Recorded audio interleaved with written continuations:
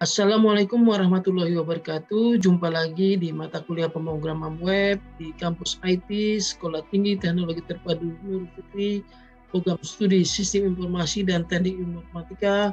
Bersama saya Sirajul Munir akan menemani belajar Anda dalam materi mulai dari HTML, CSS, JavaScript, Responsive Web Design, PHP, MySQL, dan Web Framework.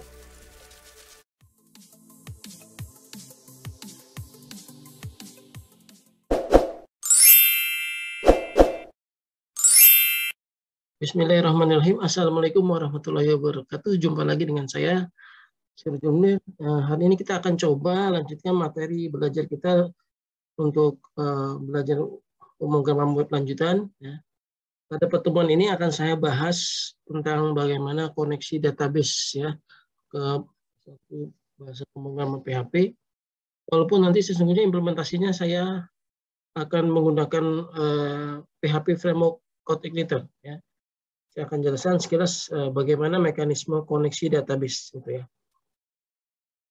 Baik, pada implementasinya, suatu aplikasi berbasis web pasti harus punya media penyimpanan, baik entah nanti sifatnya database atau suatu sumber resource file itu digunakan untuk menyimpan data sehingga datanya lebih persisten, gitu ya. Persisten artinya datanya bisa kita ambil, kita butuhkan sewaktu-waktu, gitu ya. Misalkan kita ambil data pegawai, kemudian hari ini, besok, lusa kita ambil lagi datanya masih tetap ada, persisten.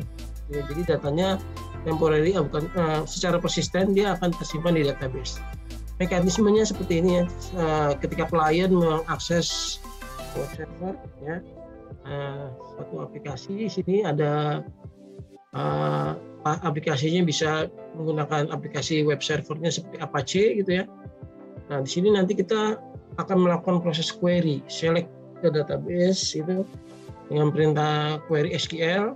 Nah, dia akan mengambil data dari database, kemudian hasilnya adalah suatu result set, namanya yang disebut dengan result set. Nah, nanti di sini dengan bahasa pemrograman di server side seperti Java, PHP, Python, dan yang lainnya ya. Nanti codingannya seperti itu, nanti dia hasilnya akan diberikan lagi ke user lewat suatu halaman web ya, dengan format HTML atau form gitu ya, direspon. Jadi modelnya seperti ini. Jadi sesungguhnya ada 3 layer di sini ya, itu client, server, dan database. Walaupun ketika latihan kita sesungguhnya ini nanti satu PC ya, tapi pada implementasi realnya bisa diterjemahkan sebagai 3 komputer yang berbeda, 3 device yang berbeda, gitu ya. PHP ini sudah mensupport banyak database ya. Hampir semua database yang baik yang relasional maupun NoSQL ya, itu bisa disupport oleh PHP ya. Di sini ada banyak database yang bisa kita gunakan ya. Pada latihan ini kita nanti coba ke database RDBMS MySQL ya.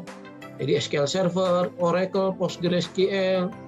Nah, ini sudah disupport oleh PHP untuk melakukan koneksi ke database-nya ya. Nah, nanti dia biasanya layer PHP itu menyediakan fungsi-fungsi yang digunakan untuk koneksi ke database.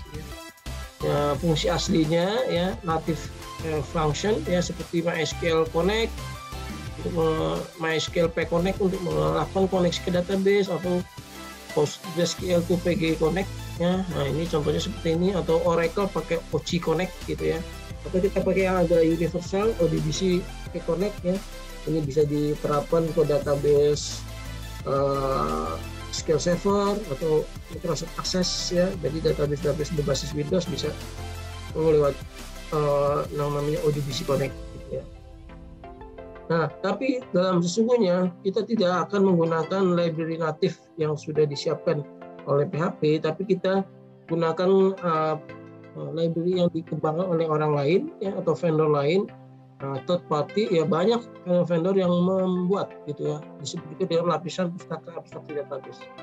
Mengapa demikian? Karena kita sudah teratur nanti codingnya, jadi sudah rapi sehingga ketika akan mengakses database-nya kita tidak tergantung kepada natifnya. Artinya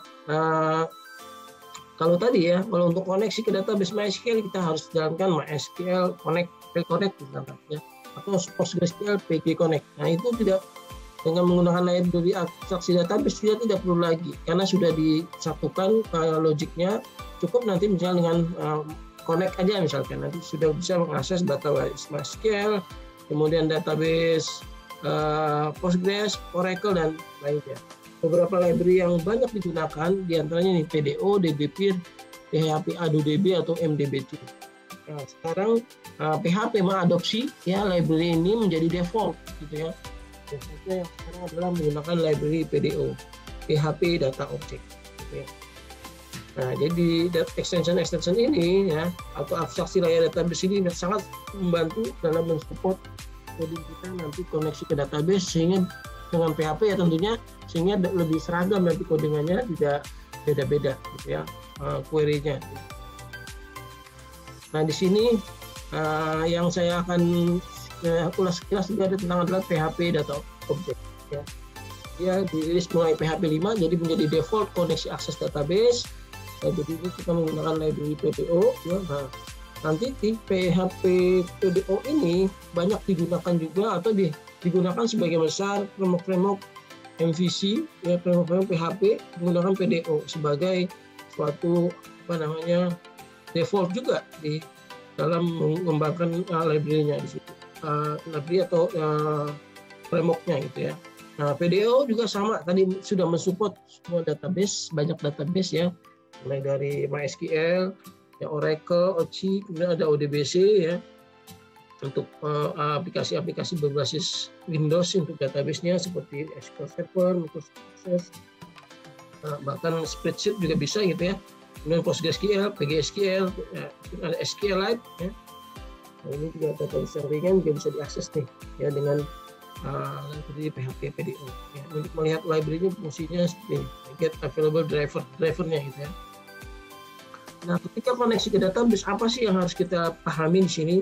Nah, ada beberapa variabel atau yang parameter yang harus kita define dulu, harus kita ketahui ya. Pertama, nama database drivernya apa? Kita mau pakai kode kemana nih? Kita mau connect ke MySQL, berarti database drivernya MySQL atau Postgres misalkan PGSQL ya. Atau tadi Oracle, OCI atau Oracle gitu ya. Nah, kemudian juga nomor 2 adalah host. Host ini lokasi di mana komputer atau database servernya berada. Ada di nomor IP berapa ya, atau di komputer yang sama, localhost bisa aja gitu ya. Atau di nomor IP yang berbeda, bisa juga seperti itu. Host adalah lokasi server database MySQL kita nanti ada di mana posisinya. Kemudian ini berikutnya adalah yang ketiga adalah database-nya, namanya apa? Misalkan DB latihan, Poly, nah itu nama-namanya ya. Nanti ada karakter setnya juga kadang-kadang perlu di-define. Kemudian juga ada port. Port ini biasanya database itu berjalan dalam suatu atau layanan database itu berjalan dalam port tertentu. Portnya misalkan kalau MySQL 3306, Postgres 5432 atau port lainnya. Ini juga bisa kita setting jika nanti memang database-nya menggunakan port yang berbeda. Yang pentingnya adalah ini username dan password ya. Ini adalah user aksesnya gitu ya ke dalam database kita. Jadi baiknya nanti ketika mengimplementasikan database sudah ada username dan passwordnya ya. Pastikan untuk lebih keamanan data kita ya. Nanti ada option-option lain juga ya. Nah di sini contoh konfigurasinya seperti ini ya. Jadi host kita define misalkan ini komputer localhost, kemudian nama database-nya DB latihan, user yang mengaksesnya adalah root, passwordnya misalkan belum ada, misalkan password. Nah, harusnya nanti ketika diimplementasi sesungguhnya ini ada username-nya tidak root ya, karena root itu super user, admin ya. Nah, dan passwordnya di setting. Nanti ada ya, karakter setnya juga kadang-kadang kita butuhkan di sini. Nah nanti cara mendefine-nya, data source name-nya, data source name itu adalah parameter untuk koneksi ke database-nya ya. Adalah contohnya seperti kalau MySQL berarti MySQL _2 host. Nah, ini localhost kan, kemudian DB name, berarti DB-nya DB latihan, karakter setnya ini. Ya, nanti ketika mau connect baru dimasukkan username dan password. Nah, ini contoh sederhana connect ke database dengan PDO. Nanti bisa kalian baca lebih detail kalau tidak mau akses langsung tanpa menggunakan framework. Bacaannya adalah ini PHP.NET Manual and Book PDO.php. Nah, ini contoh koneksinya tadi sudah ya. Nah, ini ada opsi-opsi yang kita perlu setting konfigurasi PDO-nya untuk mengambil data. Ini fetch mode-nya, ya, kemudian ini error mode-nya, nah, ini di define aja ya. Nah, kemudian ada untuk membuat koneksi, ya, terhubung koneksi, mengeksekusi DSN ini adalah caranya adalah mengeksekusi objek, membuat objek instan PDO, ya. DBH ini instan dari kelas PDO new, ya, DSN-nya apa ini ya, kemudian username dan password tadi ya, username passwordnya apa tadi, misalkan root dan kosong, misalkan kosong. Nah, opsinya apa, opsinya ini ya, nanti buat koneksi ya. Kalau sudah baru kita jalankan sekarang ya. Contohnya kita ingin di tabel, misalkan ada tabel mahasiswa misalkan ya, select bintang from mahasiswa, ini query yang kita akan eksekusi. Nah, nanti kita simpan dalam result set. Cara menjalankan DBH query, ya, fungsi query di dalam DBH ini, karena sudah ada connection di sini, maka ada kita panggil query, kita masukkan SQL, kita eksekusi query-nya, nanti kita populasi datanya. Dengan for each ini udah array ini, array asosiatif seperti ini, ya. Atau juga bisa berupa array object. Ini fetch assoc berarti dia array asosiatif. Udah fetch object berarti array-nya objek dari tanda panah, ya. Nah, ini saya ulas aja, nanti sesungguhnya kita akan coba pakai database koneksinya dengan PHP framework. Oke, kita coba ya. Saya ulas dulu bagaimana settingan di database connection di PHP framework ini tadi. Ya. Jadi CI database connection itu bisa kita setting di dua mode otomatis atau mode manual. Ya, misalkan defaultnya adalah database-nya apa, nanti kita bisa setting nih nanti di mode otomatisnya nanti. Jadi tambahkan koneksinya di sini ya. Jangan lupa di auto load sini. Ya, nanti kalau mau manual seperti ini ya. Jadi biar otomatis tambahkan di sini libraries-nya, tapi nanti ada settingan juga nanti ya di file config database ya. Oke, saya coba tunjukkan ya buat codingannya. Saya langsung buka Visual Code-nya, codingan kita. Nah, kita coba cek di sini di bagian config ada autoload. Nah, jangan lupa ini kita panggil di bagian libraries. Di bagian config, ya, betul. Nah, ini dia ya, di baris ke-61. Nah, di sini libraries-nya database tuh kita panggil ya, karena ini akan kita gunakan library database. Ya, nanti kalau lebih library-nya nambah, koma aja misalkan untuk menggunakan email atau session, maka tinggal koma aja sih. Misalkan mau menambahkan session, nanti ini awalnya kosong ya, tapi saya tambahkan untuk menggunakan library database, contohnya gitu ya. Kemudian berikutnya adalah ini contoh yang manual ya. Contoh manualnya nanti di codingannya nih di controller atau di apa, nanti bisa jalankan seperti ini ya. Nah, untuk beberapa tadi ya data source name-nya harus kita setting. Nah, konfigurasinya ada dalam file application config database. Jadi kita harus set 4 parameter ini ya. Localhost, root, username-nya root, misalkan hostname-nya localhost, komputernya password-nya apa, misalkan nama database-nya apa, DB-Poly. Kalau misalkan berbeda, bukan MySQL, berarti ini PGSQL. Itu yang harus kita, jadi ada 5 variabel yang harus kalian tentukan dulu di awal, yaitu DB driver-nya apa, kemudian DB host-nya apa, localhost, kemudian DB username-nya apa, password-nya apa, kemudian nama DB database-nya apa, DB-Poly contohnya, ada di Polyclinic gitu ya. Atau nanti ada port juga di sini, portnya berapa. Kalau tidak di sini berarti portnya menggunakan port default 3306 ya. Nah, coba kita lihat di sini codingan kita di config database. Nah, ini saya sudah set ya, localhost, root ya, sudah di set sebagai default connection database gitu ya, otomatisnya nanti menggunakan itu. Nah, ya, kalau sudah Saya jelaskan dulu bagaimana sih cara kita pelajari cara menggunakannya nanti ya. Nah, caranya adalah kita juga tinggal memanggil this db query saja nanti di controller untuk query data di sini ya. Misalkan select bintang from pegawai. Nah, ini default detail manualnya ada di sini nih. Kalian bisa akses di sini.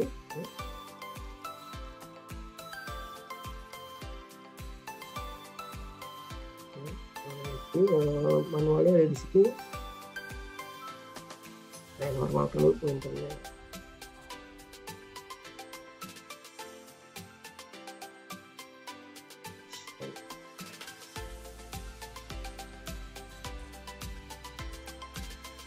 Nah, ini bisa kita coba di sini nanti ya. Di sini nih IPI-nya nih. Nah, ini saya buka nih, ini sini. Kalian harus baca di sini nih, cara-caranya manualnya lengkap sekali ya. Nanti kita akan saya akan ulas beberapa saja ya. Kemudian juga ada yang di sini di query builder, ini juga bisa dibahas nanti. Ini query builder banyak sekali, nanti kita akan bahas. Oke, saya langsung aja bagaimana mengimplementasikannya. Misalkan di database kita harus buat database dulu nih ya. Nah, dalam kasus ini saya akan menggunakan kasus yang ada di praktikum ke-10 ya. Coba diakses nanti elemennya di praktikum 10 di sini. Oke, ini ya. Nah, di praktikum ini kita akan coba untuk koneksi ke database. Di sini langkah-langkahnya nanti tinggal diikuti ya. Kasusnya misalkan DB Poliklinik ya. Dari domain model ini ya, kasus DB Poliklinik ya, kita akan diturunkan menjadi suatu desain database seperti ini ya. Jadi di database-nya dua seperti ini ya, tabel pasien dan BMI pasien. BMI pasien sesungguhnya gabungan dari kelas BMI dengan BMI pasien. Jadi kalau menggunakan database yang object oriented programming memungkinkan nih tabelnya satu lagi tabel BMI, nanti BMI pasien adalah turunan dari BMI ya. Karena datanya akan diturunkan ke BMI pasien, yaitu berat, tinggi, BMI-nya berapa, statusnya berapa. Untuk di database MySQL ini saya gabung jadi satu ya.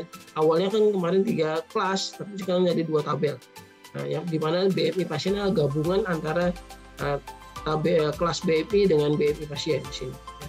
Jadi datanya ada di sini ya, ada pasien, nama pasien, informasi pasien, dan ini adalah nilai atau nilai dari BMI pasien ketika suatu waktu diperiksa ya, tanggal. Jadi menyimpan data BMI pasien yang diperiksa pada suatu waktu tertentu. Ya. Nah, ini harus kita definisikan dulu nanti ya. Nah, ini nanti kita coba pakai MySQL, masuk ke database MySQL. Jangan lupa jalankan Apache di sini, shell MySQL-nya juga aktifkan ya, dinyalakan. Nah, ini masuk ke konsol MySQL root np. Ya, kemudian kita lakukan latihan buat database di sini. Database Tripoli nanti kalian bisa lakukan, kemudian bikin tabelnya nih ya, tabel pasien ini dijalankan ya. Jadi ada primary key-nya di sini adalah ID ya, ini ada foreign key di BMI pasien gitu ya. Kemudian buat tabel BMI pasien ini ada foreign key, pasien ID, reference pasien. Nah, kita coba insert 2 data di sini, ada 2 data ya. Jadi untuk mempersingkat, saya sudah siapkan database-nya DB Poly, nanti kalian bisa praktekkan ya nanti di sini. Tabelnya ada 2 tadi kan ya. Oke, ada BMI pasien dan pasien. Kita query misalkan menampilkan data pasien, select bintang from pasien. Nah, sudah ada. Nah, coba kita akan latihannya adalah bagaimana menampilkan data ini. Oke. Nah, langkah pertama adalah kita harus mendefinisikan query. Ya, query-nya kita definisikan ya. Ini sudah kita lakukan tadi ya. Nah, ini di model database ya, yaitu di model pasien, kita akan coba define suatu fungsi yang nanti yang akan digunakan untuk terhubung ke database. Yang akan kita gunakan adalah fungsi yang ada di query builder. Nah, di sini ada query builder. Saya jelaskan dulu di sini query buildernya. Ya, jadi kalau ingin query ya dengan this dbget ya, nanti fungsinya ini bisa kita pakai. Nah, kita query this dbget my table. My table ini nama tabelnya. Contoh tadi pasien, berarti ya this dbget tabel pasien. Jadi sesungguhnya menjalankan select bintang from pasien. Nah, nanti hasilnya disimpan dalam query. Ya, nanti caranya ngambilnya adalah dengan result nanti, ya, result. Nah, contohnya kalau misalkan ingin ada limit dan offset, gunakan ini limit offset, gitu ya. Ini contohnya adalah ini, ya, ini db get pasien return query. Nah, ini objeknya fungsinya get all nih. Ya. Nah, contoh kita ingin query by ID misalkan, ya. Jadi ingin query by ID, misalkan select bintang from pasien where ID-nya 1. Ya. Bisa juga menggunakan ini query criteria this db get where, gitu ya. Nanti caranya this db get where, my tabelnya apa? Ya, tabelnya pasien, ID-nya berapa? ID-nya misalkan 1, ya. Boleh opsional ada limit dan offset. Nah, ini juga sama, nanti kita harus result, tapi bisa juga nanti ngambil satu, ya, satu data pakai row saja. Jadi nanti ada row aja di sini. Contohnya adalah sini ada return query row, ya, db get where pasien. Nah, kita ambil satu bar saja nih. Nah, jadi dua fungsi ini kita definisikan dalam kelas pasien model. Ya, nggak perlu dibuat lagi, lanjutkan aja yang sebelumnya, ya. Nah, nanti ada dua fungsi kita tambahkan, get all dan find by ID. Kita coba di sini codingan kita di controllernya adalah pasien.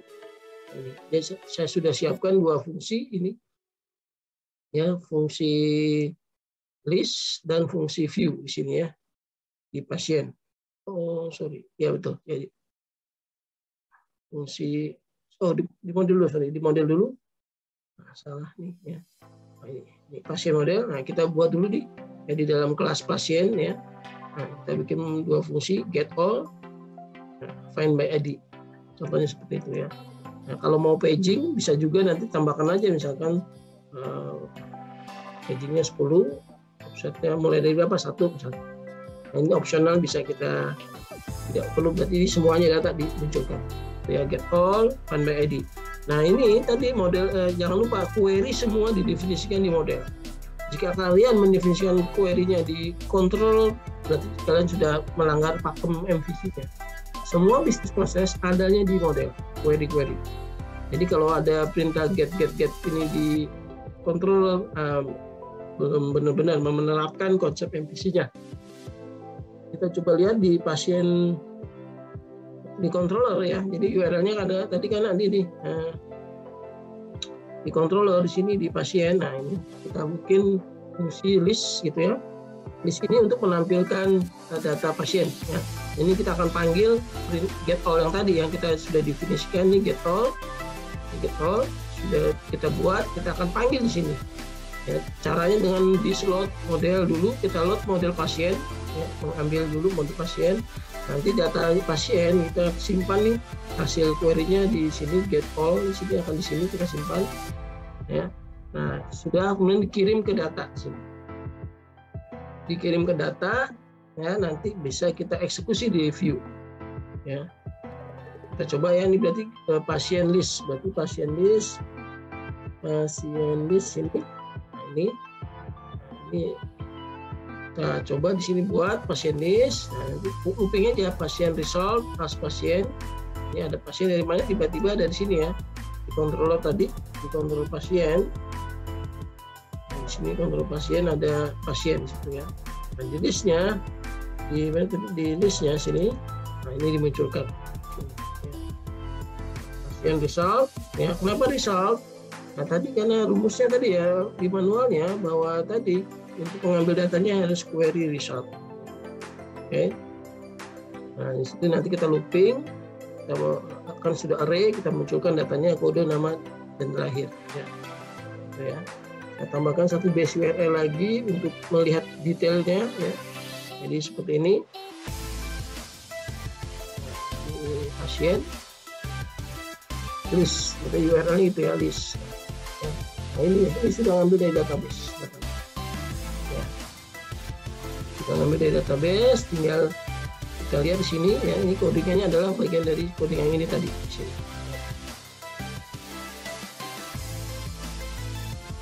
Sini for each, looping sini, ya. Nah, contohnya misalkan Nanti ada logic lain bisa juga dilakukan di sini.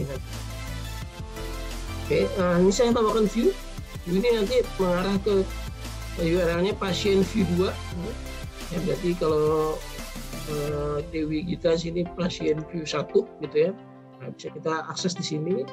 Makanya nanti di sini akan query dia ke mana? Berarti ini apa nih? Pasien controller, view berarti method ya yang ada di pasien controller. Kita coba lihat di sini pasien controller ini ya, bikin metode lagi nih, nama view tapi ada argumennya di sini ya. Nah, kita tangkap nanti argumennya, kita sebagai query untuk mencari data sini, find by ID ya. Find by ID mana? Ada di model sini, find by ID ya, get where pasien ID-nya 1. Nah, nanti ditangkap datanya. Nah, ini dimunculkan, nanti kita kirim ke data. Ini semuanya codingannya ada dalam praktikum ya. Nah, di sini sudah saya buatkan di sini di praktikum ya, ada list, kemudian ada tadi ya table, berikutnya ada view sini, view ID, ada codingannya, kemudian cara nampilkannya seperti ini ya, nampilkannya di dalam view pasien view gitu ya. Oke, kita buka pasien view. Nah, ini di sini codingannya adalah seperti ini nanti ya. Oke,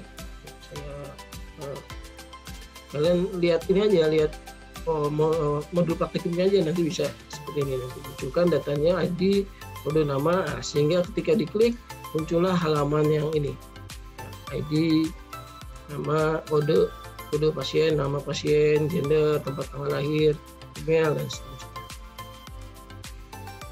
Oke ya, ini latihan kalian nanti ketika praktikum ya. Silakan nanti dilanjutkan untuk menampilkan data dari tabel ini BMI pasien nih. Ya, kita lihat di BMI pasien ada apa aja isinya. Nah, ini coba kita isi dulu.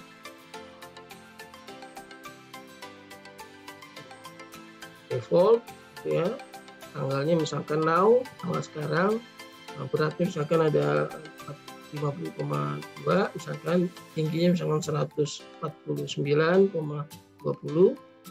ya. Kemudian BMI-nya nggak usah dihitung di sini, BMI-nya kita abaikan aja ya. Pasien ID-nya nih, nah, baiknya ini kita isinya ini aja ya, BMI-nya kita abaikan di sini, BMI status BMI-nya ya.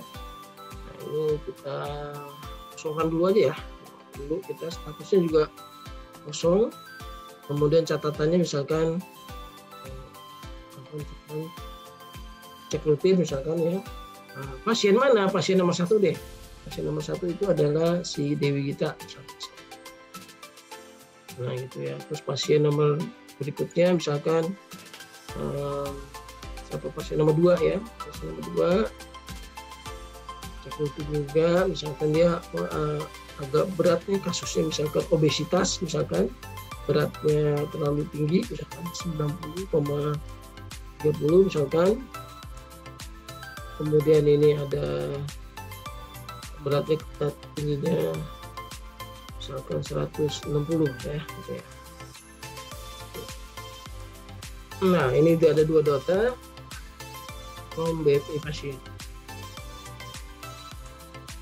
Nah, nanti ini kalian kerjakan, munculkan datanya di dalam latihan mandiri. Nanti di sini di praktikum ini latihan mandiri untuk dimunculkan. Ya, muncullah nanti hasilnya. Nah, ini BMI-nya bagaimana? Nanti kita lanjutkan nih, bagaimana menghitung BMI-nya nih. Ya. Sebenarnya kelas BMI sudah bisa kita pakai itu yang kemarin ya, yang bisa kita pakai.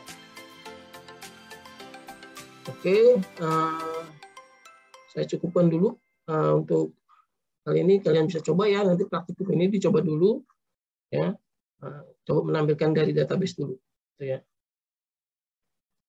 Saya cukupkan dulu ya untuk hari ini ya. Tapi sebelumnya nanti kalian bisa explore ya, untuk menggunakan query buildernya, nanti bisa pakai seperti kriteria, kemudian juga ada kriteria lainnya, misalkan query-nya agak panjang, misalkan ada banyak query ya, misalkan yang dengan kriteria nama, title dan status, misalkan di sini di contohnya. Nah, kalian bisa lakukan nanti query kriterianya. Kemudian juga nanti join table. Nah, join table juga sudah ada. Jadi baca manualnya aja di sini cara. Kalau ada 2 table akan dimunculkan, bisa pakai join table. Ada escaping query ya. Query binding ya. Nanti ada parameter di sini ya. Biasanya buat nanti cara menginsert data, nanti kita belajar melakukan insert data ya pakai query binding di sini ya. Nah, ini result array untuk menampilkannya sudah kita coba, nanti akan kita coba ya result array. Ya, silakan nanti ditemani oleh asisten untuk mempraktekkan praktikum kelima ini untuk koneksi ke database ke database MySQL ya. Baik, saya cukupkan sekian dulu. Wassalamualaikum warahmatullahi wabarakatuh.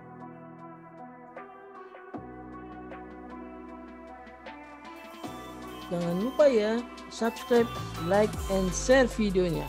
Tekan tombol loncengnya.